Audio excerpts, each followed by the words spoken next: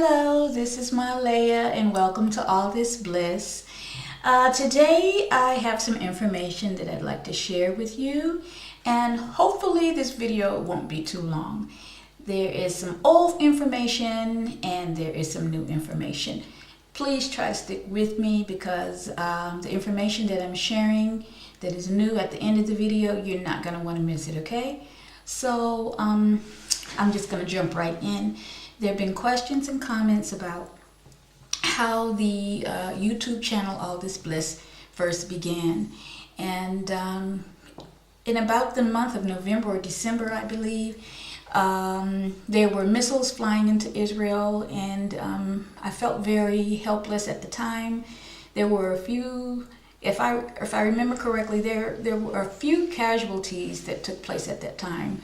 And my daughter was in the hospital. She had just given birth to twins. And it was a time of reflection for me and a time of frustration. And I said, what kind of world is this that these twins are coming into? What will our legacy be?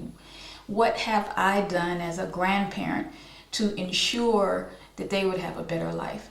So I made the video, and again, I was frustrated. I was frustrated about things in the state of Israel. I was frustrated about things within the community.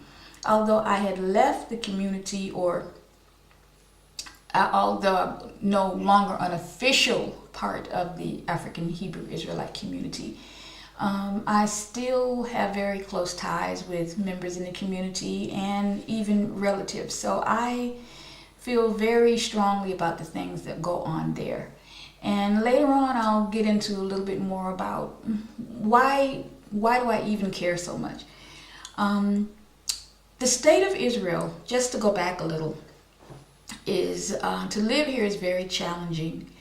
At the time that most of us came here to Israel, and when I say we, I mean members of the African Hebrew Israelite community, Israel was really a third world country.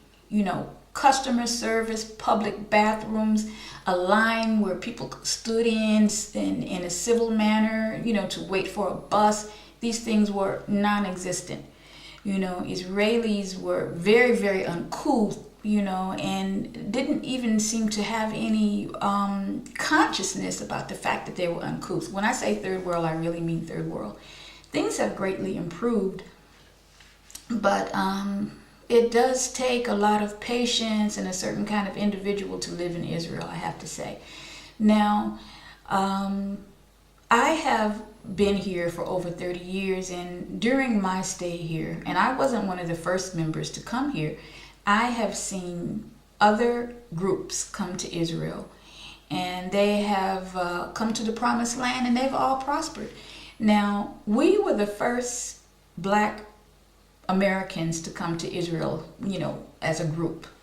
And basically, Ben-Ami was the one that was the spiritual leader, so he did all of the talking because he was the leader. So he represented us.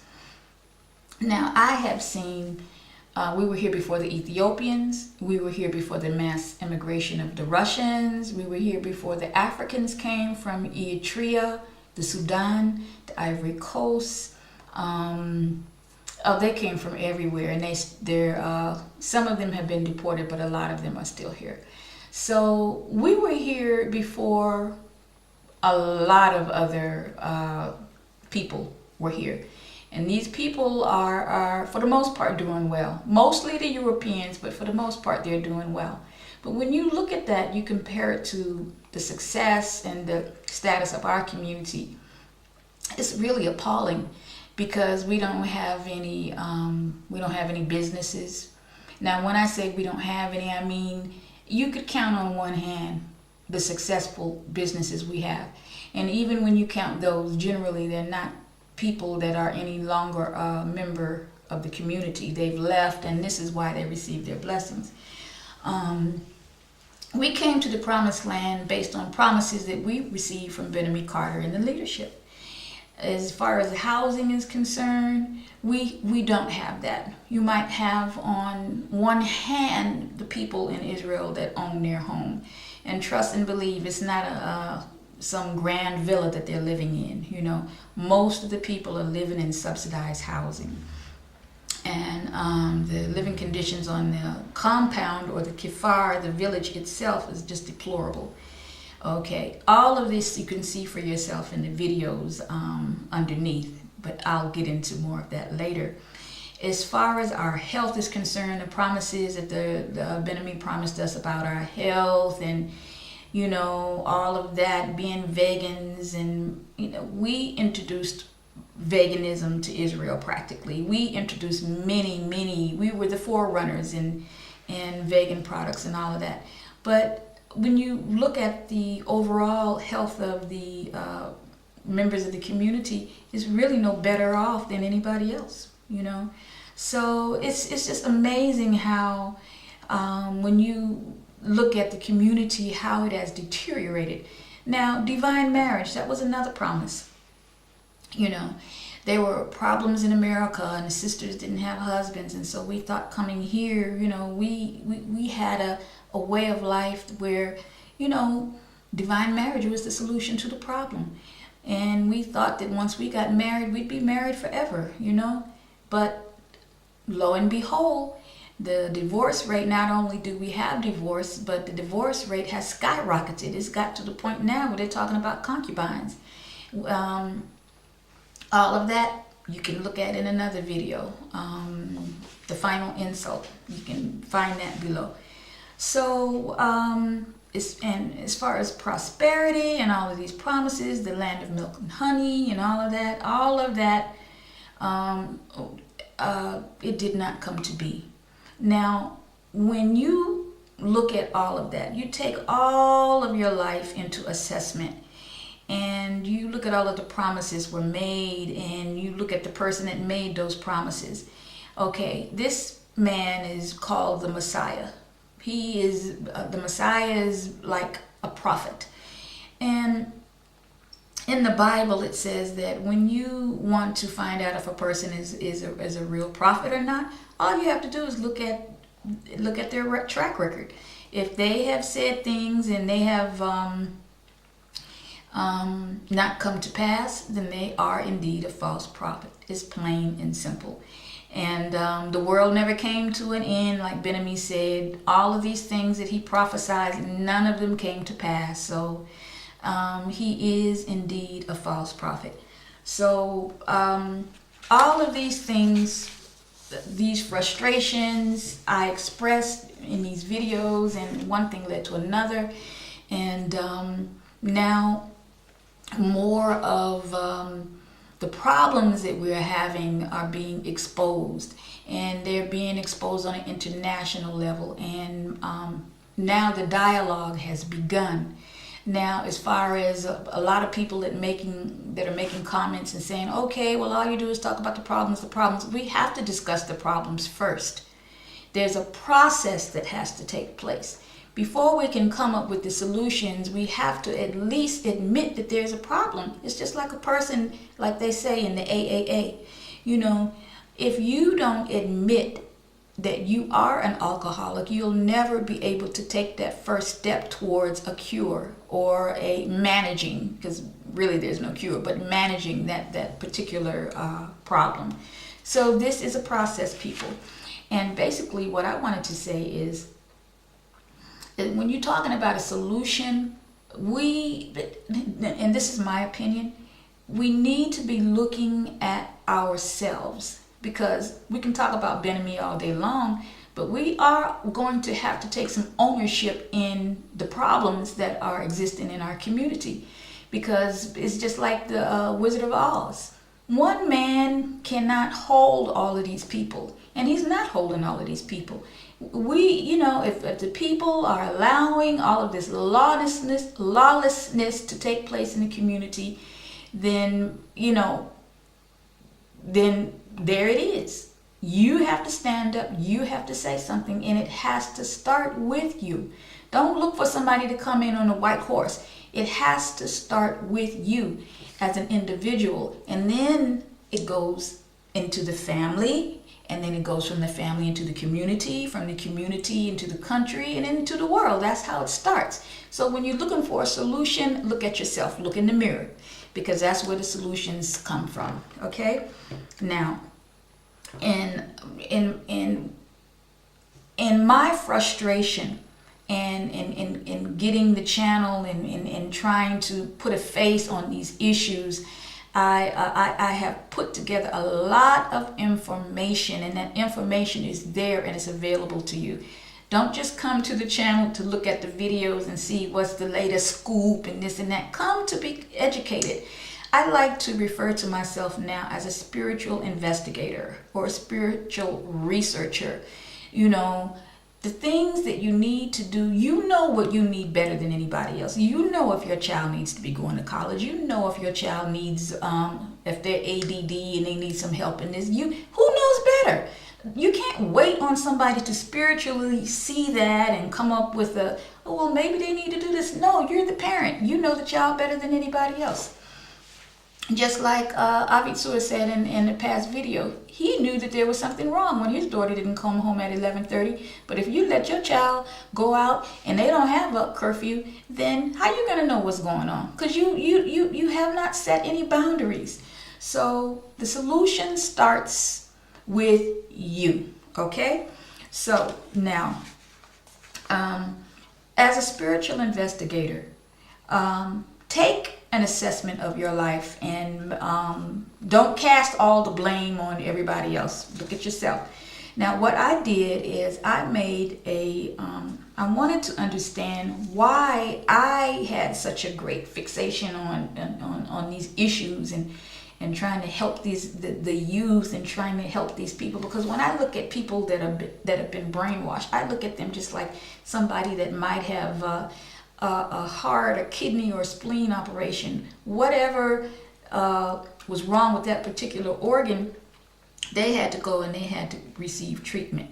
Okay. Now, when somebody brainwashes you, it is the same thing. We look at the brain as though it is different, but your psychological and your mental capacity has been greatly reduced. Your reasoning, all of that mental reasoning has been altered. Your psychological and everything that goes along with the way you think has been diminished, altered, cut back, shortened, or however you want to put it. And so these people need special help too. So my heart goes out to them. I have relatives that are still there. I have friends that are still there. But more than that, I have researched and found out other reasons as to why I am so fervent about this. Okay? Now, when you make that assessment of your life, know and understand that Ben-Ami knew what he was doing. And I know you say, oh, there she goes again with the Ben-Ami thing. But just hear me out. The name that he gave us. Now, he gave the men Ben Yisrael. He gave the females, the sisters, Bat Yisrael. That name was given to every saint in the community as their middle name. Okay? And with our children, those names are on their passports, it's on their ID, and all of this. When I did the research, I went to a site. I went to very many sites. Now, this is something that you're going to have to do. Don't sit and wait for someone to come and give you information and just take it as it is. You go and you get up and make an assessment of your life and get all of the facts, do all of the research, and come to your own conclusion. And I came to this conclusion. Now, if I'm wrong, you tell me, Mahaleyah, you're wrong. I don't have a problem with that. But the research that I have done on the name Bat Yisrael has given me this information here. Okay, now, Bat Yisrael. This is, I did not do Ben Israel yet, but I did do Bat Yisrael, and this is the analysis of the name. Everybody knows how powerful a name is. You know, that vibration, that resonance that goes along with your name determines your destiny, your fate, and everything else around you. Okay? And this is the name that he gave us. This is for Bat Yisrael. I'm going to read to you what the analysis of this name is. Okay? Bear with me because this is very small print. The surname of Bat Yisrael has created people who find it virtually impossible to merge their natures with others, and thus suffer from much misunderstanding and aloneness. Now, First of all, being in an occult means that you're in a closed community. But Sephora said in one of her videos, she had no idea how she was actually being looked at by the world. We are looked at by the world and perceived by the world as being very strange, you know, and we look at other people and we say, well, maybe they're strange too. But there is an energy that is associated with this name. Okay, misunderstanding and aloneness, greatly desiring freedom of thoughts and action, and frequently being thwarted. Thwarted means like being stopped. You know, it doesn't work for you. That's what thwarted means. They become morose, sad, and depressed, and wonder if it is worth the effort. They will not tolerate any interference with their independence. Strong urges, discordant conditions, and impulsiveness make members of this family into active changing conditions where there is little opportunity for relaxation or peace of mind. Now, I can't, if you don't understand that, there's no help for you. I can't make it any clearer. The intense drive and frequent mental confusion they feel make them very accident prone. There is a history of losses and tragedy in this family. Members of the family find it difficult to be successful in their undertakings because they scatter their efforts and cannot complete their undertakings. Now, what is scattering your efforts? Could it be going to all the meetings? Could it be your husband has got 5 or 6 other women? Could it be you don't have no money? Could it be you got a family on the other side and a family on it? What could it be? Could it be you got 9 children?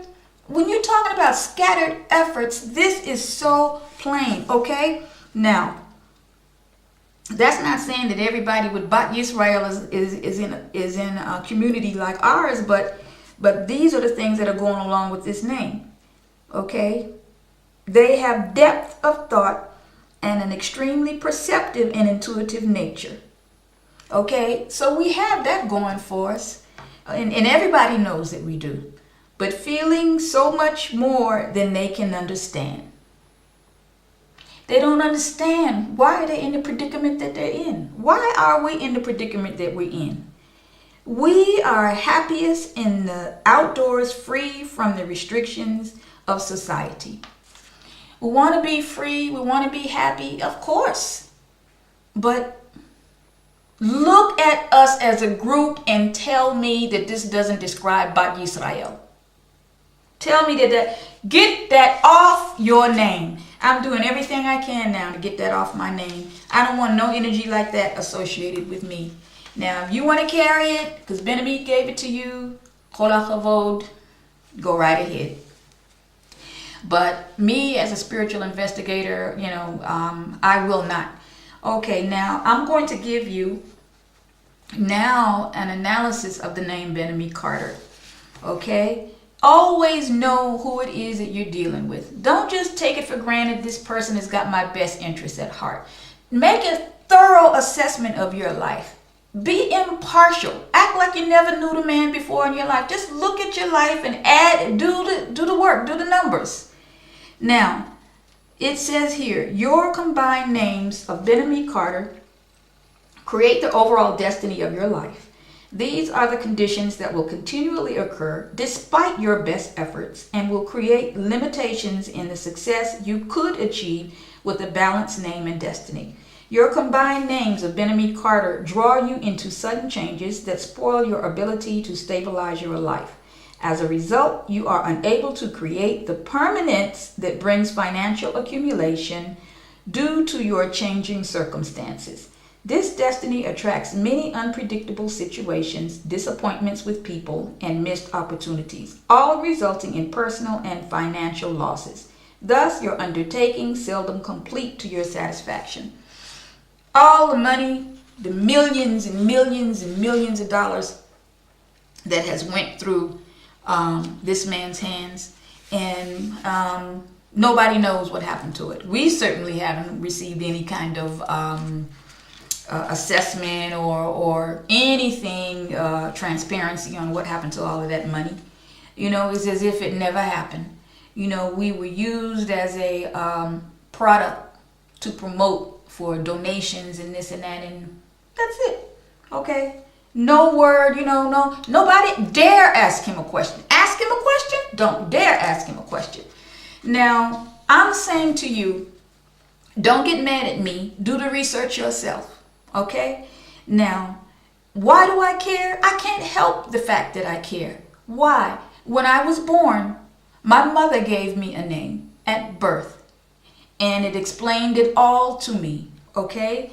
Now, this is the analysis of my birth name, my surname. Surname meaning my first name. Okay? It is, just one moment. I never really liked it. But it is what it is, folks. It's plain and simple. Okay. And in the Greek, my name is a variant of Alexandra, a female form of Alexander, meaning defender of men. Used in Britain since early 13th century, it became popular after the 1863 marriage of future King Edward VII to Princess Alexandra of Denmark. Now, in England, or the English analysis is the unheeded prophetess, a diminutive of Casimir,